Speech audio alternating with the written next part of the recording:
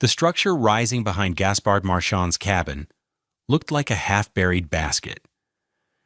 In the granite quarry hamlet of the Northeast Kingdom, where men thought in straight lines and right angles, it was an object of profound suspicion. While every other settler in the valley was fitting heavy timbers and chinking their walls tighter against the coming winter of 1858, Gaspard was weaving willow branches. He wove them between the studs of his cabin's frame, creating a dense, springy lattice that left the wall hollow. At the timesheet bench where quarry seniority determined a man's place, the judgment was swift and certain. Master Cutter Jessup, a man who could split a 2-ton block of granite with a perfectly placed tap, called it a cooper's folly. "He's building a barrel, not a house," Jessup said, his words carrying the weight of unquestioned competence. "That green willow will shrink. The first hard frost will split his clay from top to bottom. He'll be living in a sieve by March." The other men nodded. They'd all seen the failed plaster kitchen in Lyndonville. The story was a cautionary tale told to new arrivals. This was the same mistake, just made with twigs instead of proper lath. Gaspard heard the talk. He saw the way the men looked at his work, their gazes a mixture of pity and contempt. But he said nothing. He just continued his slow, methodical work, packing the woven lattice with a thick daub of clay and straw, building a wall that held a secret only he and his mother understood. The secret wasn't about strength or permanence in the way the quarrymen understood it. It was about a different kind of survival, a truth learned not in the hard certainty of stone, but in the pliable, forgiving wisdom of wood. The question hung in the cold autumn air, unspoken but sharp as a shard of granite. Why would a man build a house that was meant to breathe, when everyone knew the only way to survive a Vermont winter was to build a tomb and seal yourself inside? The answer to that question is a lesson in the hidden physics of warmth, a story of how forgotten knowledge can transform a life. If you stay with us, you will learn precisely how a basket weave wall can defeat a windless 40 below frost, and why the most powerful innovations often come from those who remember what everyone else has chosen to forget. I promise you will see how a simple geranium became the most eloquent scientific instrument in the entire state of Vermont. To follow this story of quiet genius, consider subscribing to our channel and liking this video. And tell us in the comments, what's the most unconventional building method you've ever seen? Gaspard Marchand was not a quarryman. He was not a farmer, nor was he a frontiersman in the way the men of the hamlet understood the term. He was a cooper, born and raised in Orleans County, and his hands knew the language of steam-bent wood. For 14 years, his world had been one of oak staves, iron hoops, willow withies, and the sharp, clean scent of the steaming box. He understood the precise moment a strip of willow, subjected to heat and moisture, would yield its rigidity and accept a new shape without breaking. He knew its memory, its tendency to spring back, and how to use that tension to bind a barrel so tightly it could hold water, cider, or spirits without weeping a single drop. His right forearm carried the map of a mistake made long ago, a puckered, glossy scar from a blast of steam that he instinctively covered by pulling his sleeve down whenever he entered another man's home. He had not come to the quarry to split stone, but to follow his mother, Celestine.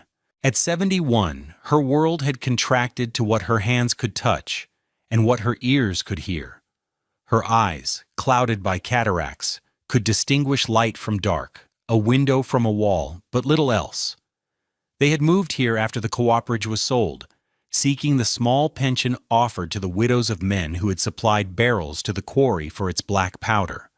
They had a small cabin, a standard single-wall construction of rough-sawn plank over a timber frame, and in their first winter, it had nearly broken them. That winter was a lesson in failure. By 4 in the afternoon, intricate patterns of frost, like ghostly ferns, would bloom across the inside of the pantry door. Gaspar would watch his mother's hands fumble with her knitting needles, her fingers grown too stiff and cold to grip the yarn long before supper was even on the stove. The whale oil in the lamp would sludge thick, the flames sputtering low and weak. They burned through 2 full cords of seasoned maple before the Christmas snows arrived, a pace that would leave them destitute or frozen by February. Every night Gaspard would lie awake, listening to the cabin shrink and groan in the cold, feeling the chill radiate from the walls as if they were made of ice. The stove roared, consuming wood with a furious appetite, but its heat never reached the corners of the room. It was a dry, aggressive heat that scorched your face while your back remained frozen. This was the problem he had to solve. It was not an abstraction. It was the chill in his mother's bones. His knowledge source was not a book or an engineer's diagram. It was Celestine herself. She carried the memory of the fire of 1839, a blaze that had consumed their old byre and nearly taken the Holstein cow with it.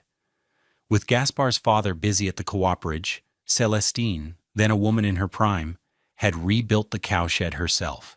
She had used what was plentiful and cheap, willow from the riverbank and clay from the pit behind the house. She had woven a basket wall inside the new frame and packed it with a daub of clay and chaff, just as her own mother had done in Beausud. That simple repair, a mother's practical solution to a crisis, had kept the Holstein alive and well through 6 Vermont winters, its breath steaming gently in a space that held a soft, even warmth the main house could never match. Gaspar had been a boy, but he remembered. He remembered the feel of the air in the byre, the absence of drafts, the quiet contentment of the animal. Now, decades later, the memory returned as a solution. As Celestine's sight failed, her other senses grew sharper. She could no longer see the frost on the walls, but she could feel its presence with an unnerving accuracy. The cold was a physical weight, a pressure that stole the strength from her limbs. Her failing eyes were why the walls had to do what the stove could not. Gaspar was not just building a warmer house. He was building a sensory refuge for his mother, a place where the world, for her, would be defined not by what she couldn't see, but by the constant, gentle warmth she could feel. She would sit by the new wall as he worked, her hands, gnarled but certain, sorting the harvested willow withies. "This one has the good bend," she would murmur, passing him a supple rod she had identified by weight and texture alone. He was building her eyes a wall they could read. The failure of the conventional cabin was a puzzle of physics that every man in the hamlet fought, but none truly understood. They saw the enemy as the draft. Their solution was to seal every gap, to chink and caulk and stuff every crack with moss and mud, until their homes were as airtight as they could make them. They built massive stone fireplaces and installed cast-iron stoves that glowed cherry red, believing that if they could just pour enough heat into the box, it would eventually overwhelm the cold. They were half right. The drafts were a problem.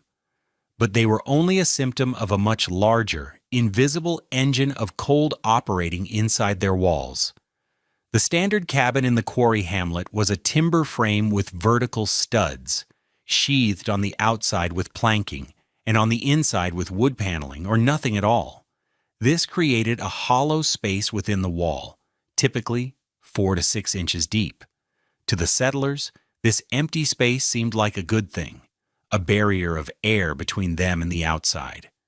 They thought of it as a buffer. What they failed to grasp was that the air inside that cavity did not stay still. It was in constant, furious motion. The process was simple and relentless. The air touching the cold outer sheathing would chill, become denser, and sink. As it reached the bottom of the wall cavity, it would push across to the warmer inner wall, where it would absorb heat from the room. Now warmer and less dense, this air would rise up the inner side of the cavity until it reached the top, where it would be drawn back to the cold outer sheathing to release its stolen heat and begin the cycle anew. This was a convective loop, a silent, invisible conveyor belt inside the walls, constantly stealing warmth from the living space and dumping it into the frozen outdoors. The more they stoked their stoves, the faster the conveyor belt ran. A hotter inner wall only accelerated the cycle of heat transfer.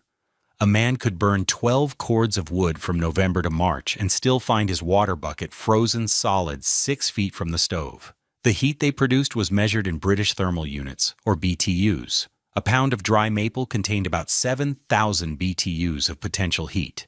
But for every 1,000 BTUs they released into the room, the convective loops in their walls might be carrying 300 of them away before they could ever warm the opposite corner.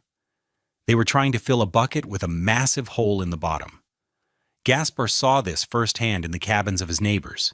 He saw it in the home of the teamster, Arden, whose wife complained that the floor was so cold it felt like walking on a frozen river. He saw it in the meticulously constructed house of the master cutter, Jessup, a man whose joinery was flawless, yet whose parlor curtains would sway gently on the calmest nights, moved by the currents of cold air descending from the walls. These men were masters of their craft, but they were fighting the wrong enemy. They were fighting gaps they could see, while Gaspar intended to fight the motion they could not. His solution was not to make the wall more solid, but to fill its emptiness with something that would stop the air from moving.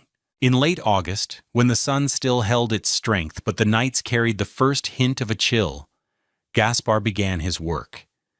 He went down to the river, to the thickets of willow that grew wild and dense along the banks.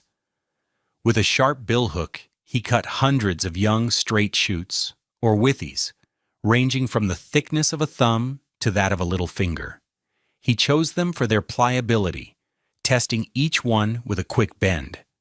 He bundled them by size and carried them back to the cabin, where Celestine sat on a stool in the sun, her nearly blind eyes turned toward the sound of his approach.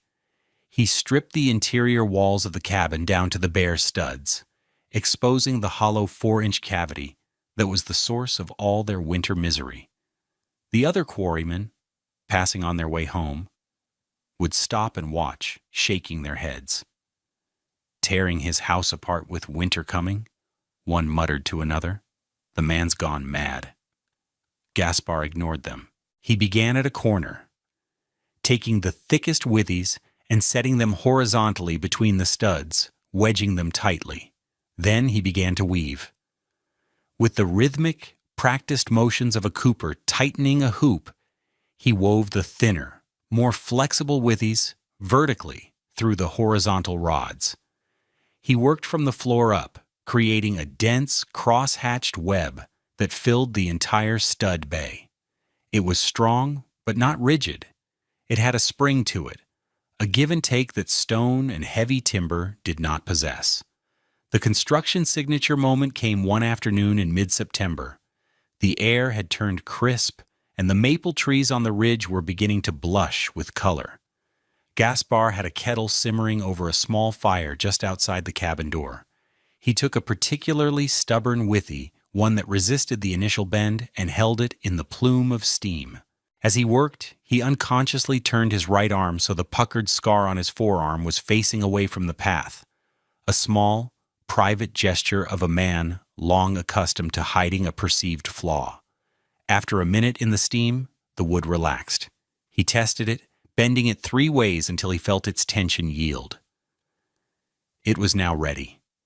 As he turned to fit it into the wall, Celestine, who had been listening to the hiss of the kettle and the creak of the wood, held out another rod.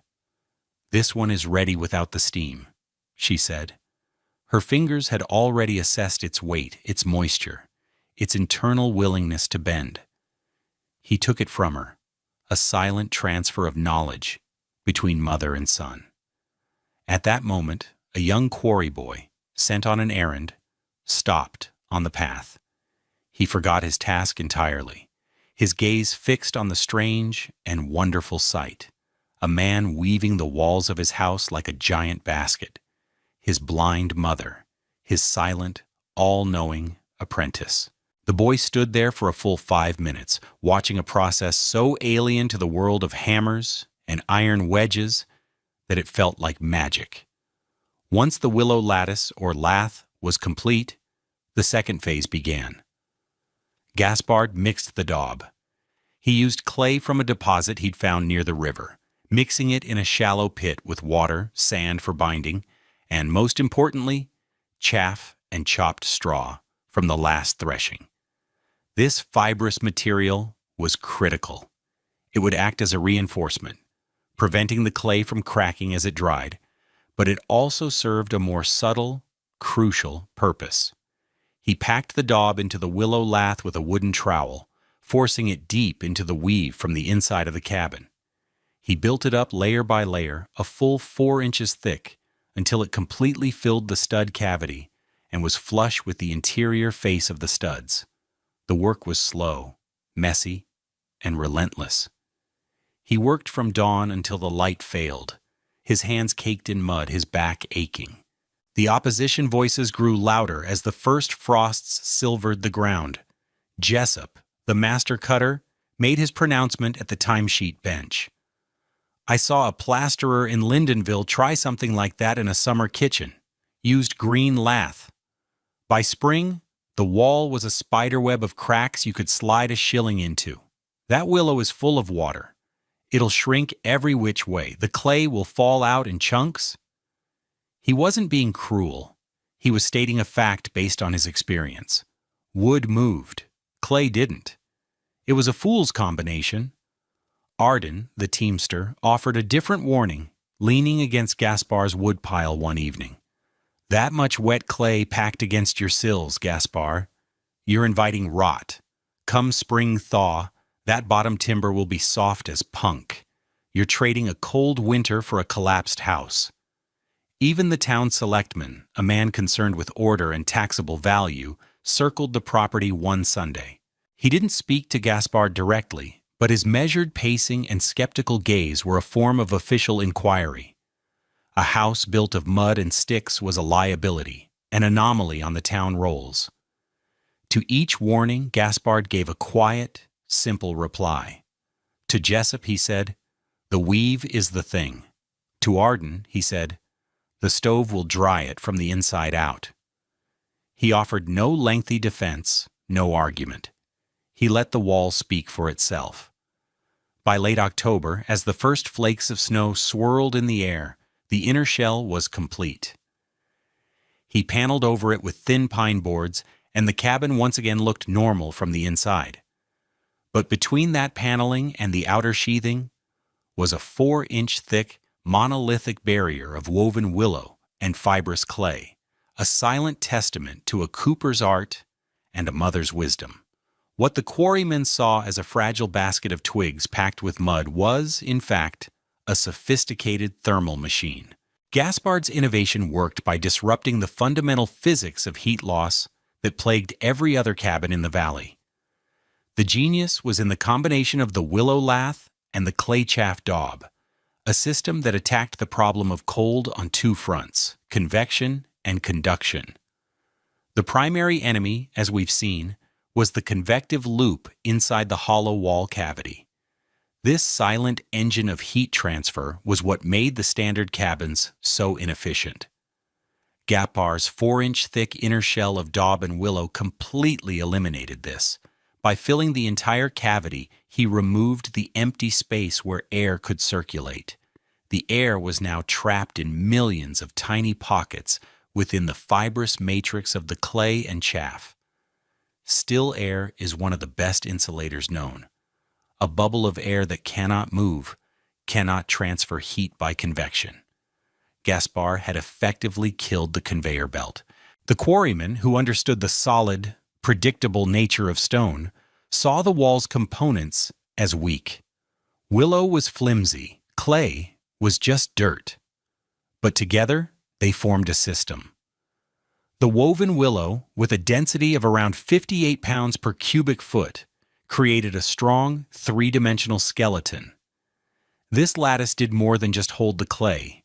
It ensured that even if the clay developed microscopic cracks as it cured, there was no direct path for air to move through. The clay chaff daub, in turn, provided the thermal mass and the air-trapping matrix.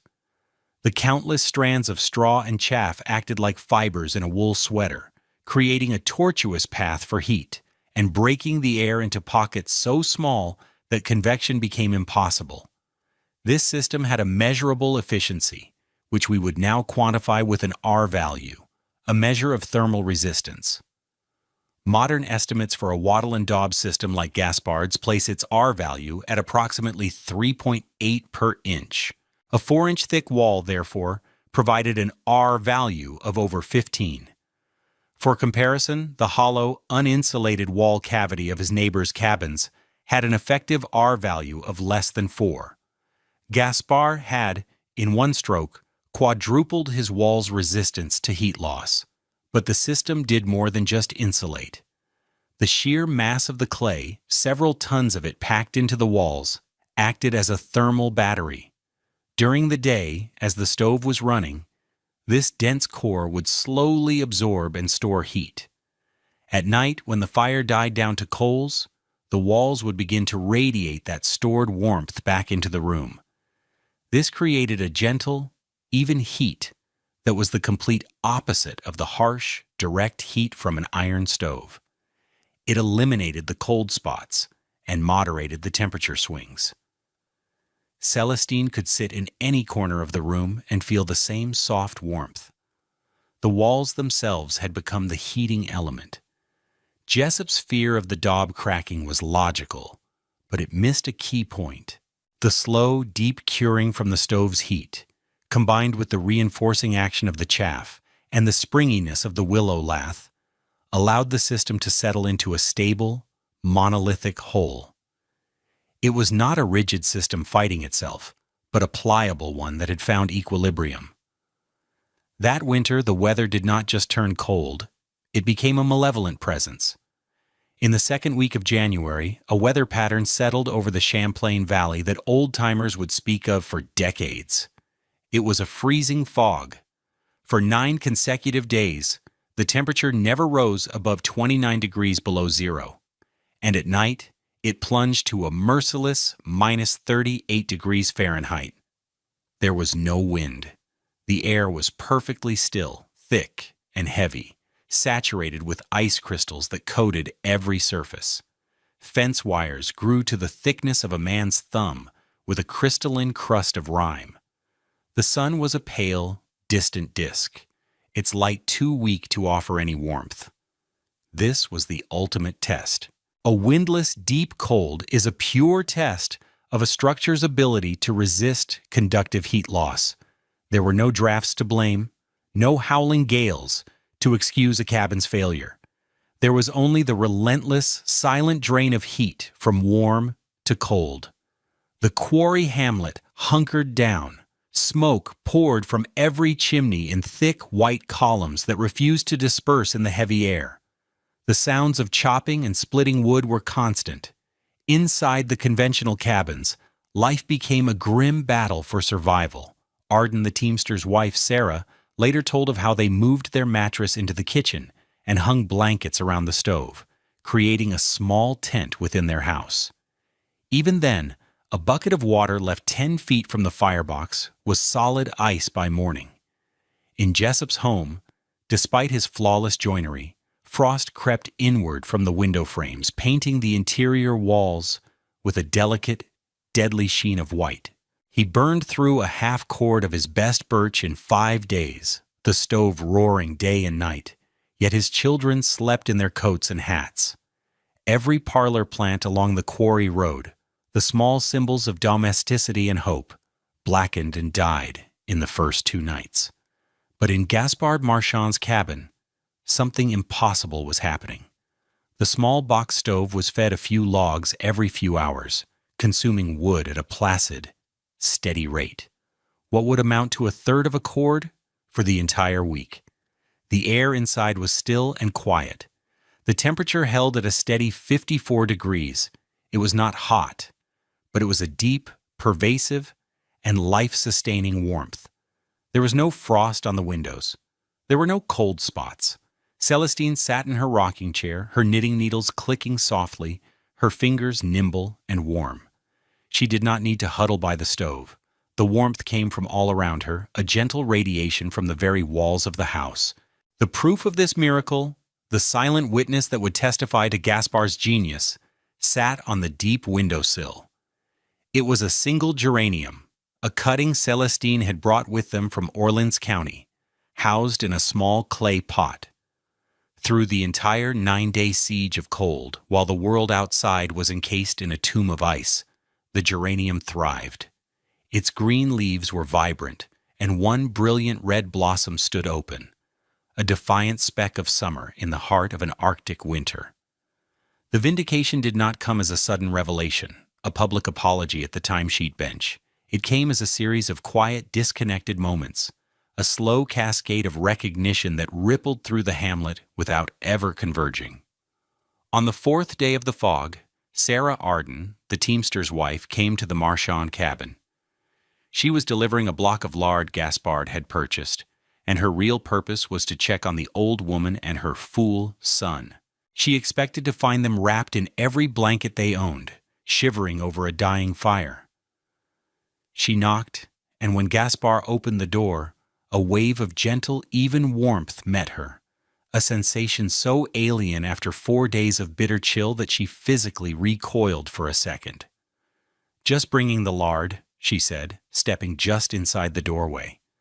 Her eyes took a moment to adjust to the dim interior, and then they fell on the windowsill. She saw the geranium. Its red blossom was a shock of color in the gray world. She stared, her mind struggling to reconcile the sight with the reality she had just left. Her own pot of rosemary, a hardy herb she'd kept alive for 3 years, had blackened and turned to mush on the first night of the fog. She said nothing about the flower. She handed Gaspard the lard, mumbled something about the terrible cold, and left. But as she walked back to her own freezing house, the image of that impossible bloom was burned into her mind. She understood, in a way she could not yet articulate, that she had just witnessed something that defied the known laws of her world. 2 days later, on day 6, Jessup the master cutter had business at the far end of the hamlet. His path took him past Gaspard's cabin. As a man of precision and fact, he had dismissed the stories of the Marchand's comfort as exaggeration. He expected to see the cabin banked high with snow for insulation, the windows sealed with canvas, the usual signs of a desperate fight against the cold. Instead, he saw a house that looked unnervingly normal.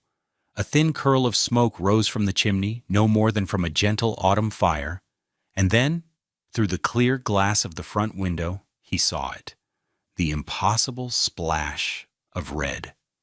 Jessup stopped. He was 20 yards away, but the color was unmistakable. A flower, in bloom. At nearly 40 below zero, he, who knew the unyielding truths of stone and steel, was confronted with a fact that his experience could not explain. The green willow had not shrunk. The daub had not split. The house was not a sieve. It was a sanctuary. He stood for a long moment, the cold seeping into his bones, and stared at the evidence of his own fallibility. Then, without a word, he turned and walked on, his pace noticeably slower than before. The final recognition came on the 8th day. The selectman's young daughter, Clara, was sent with a signed paper regarding the quarry's wood allotment. She was a girl of 16, less burdened by the rigid certainties of her father's generation. When Gaspard opened the door, he saw her shivering, her shawl pulled tight around her face. "Come in for a moment and warm yourself," he said, his voice quiet. Clara stepped inside and her eyes went wide. She looked at the stove, which was burning with a low, steady flame. She looked at the walls, which felt solid and warm to the touch.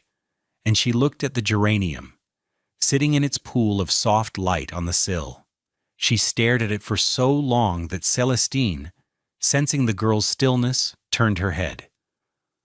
"Are you cold, child?" the old woman asked, her voice gentle. The question broke the spell. "No, ma'am," Clara whispered. "It's so warm in here." She delivered the paper and fled, not out of fear, but out of a profound and unsettling awe. She carried back to her father not just a signed document, but a first-hand report of a miracle. The three key voices of opposition, the practical teamster's wife, the expert master cutter, and the representative of civic order, had each separately and silently witnessed the undeniable proof. Their certainties had been broken not by argument, but by a flower.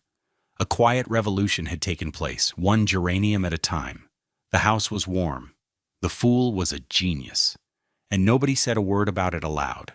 News of the warm cabin in the quarry hamlet traveled slowly at first. A piece of winter gossip passed between teamsters and trappers, but a story that good, with a proof that simple, could not be contained. That February, at a Grange meeting in a neighboring town, a correspondent for the New England Farmer overheard the tale. A writer with an interest in agricultural improvements and practical engineering, he was deeply skeptical but professionally curious. He made the journey to the hamlet in early March, when the snow was still deep, but the harshest cold had broken. He found Gaspard splitting his spring wood, his pile still remarkably high. The man was quiet, reserved, but willing to explain his work. The correspondent, whose name was Alden, spent 2 days with the Marchands. He measured the walls. He took temperature readings. He inspected the daub for cracks, and found none. He listened as Gaspard explained the principle, not in the language of physics, but in the language of a cooper, of tension, pliability, and a sealed vessel. He saw Celestine, comfortable and content in her warm home, and he saw the geranium, which had now put forth a second blossom. Alden understood he had stumbled upon something of profound importance. He went back to his office and wrote not just a story, but a technical account. He published it in the April 1859 Almanac Supplement, a publication read by farmers and homesteaders across the region. He detailed the weaving of the willow lath, gave the precise ratio of clay to sand to chaff, and described the slow curing process. He called it the Marchand thermal shell. The idea spread like seed on fertile ground. It was a solution that used cheap, readily available materials and could be implemented by any homesteader with a strong back and a willingness to defy convention. That summer and autumn, 7 new cabins and additions across 3 Vermont counties were built using Gaspard's method. A cluster of Finnish immigrants in the west of the state, familiar with similar techniques using logs and moss, adopted it with enthusiasm. The Cooper's Folly had become a replicable, documented piece of frontier engineering. It was no longer a fluke. It was a system. The principles Gaspard Marchand harnessed through intuition and memory are now central to modern building science. His willow lath and clay daub shell was, in essence, an early form of fibrous insulation, a precursor to the fiberglass bats and blown-in cellulose we use today. His core insight that stopping air movement within a wall cavity is the key to thermal efficiency is the foundational concept behind every insulated building envelope. The massive heat-storing daub wall is what we now call thermal mass, a strategy used in passive solar design to absorb heat and release it slowly, creating stable, comfortable interior temperatures. He had built a high-performance home, nearly a century before the term was ever invented. The story of Gaspard Marchand is more than a tale of frontier ingenuity. It is a testament to the endurance of knowledge passed down, not in books, but through hands.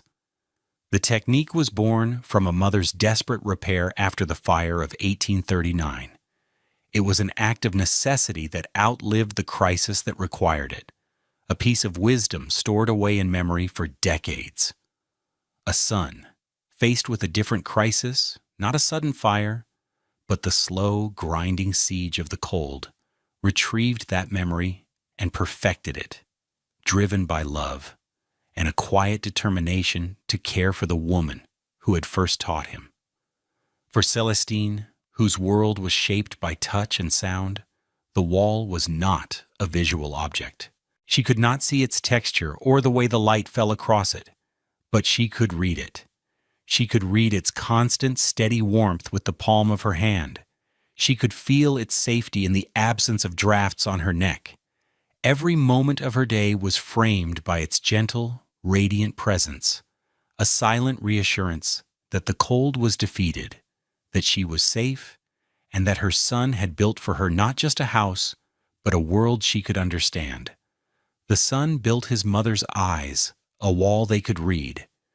If you found this story of quiet innovation and enduring wisdom valuable, please consider liking this video and subscribing to our channel for more tales of forgotten genius. Let us know in the comments what you think was more important, Gaspard's technical skill or the memory passed down from his mother. Thank you for watching.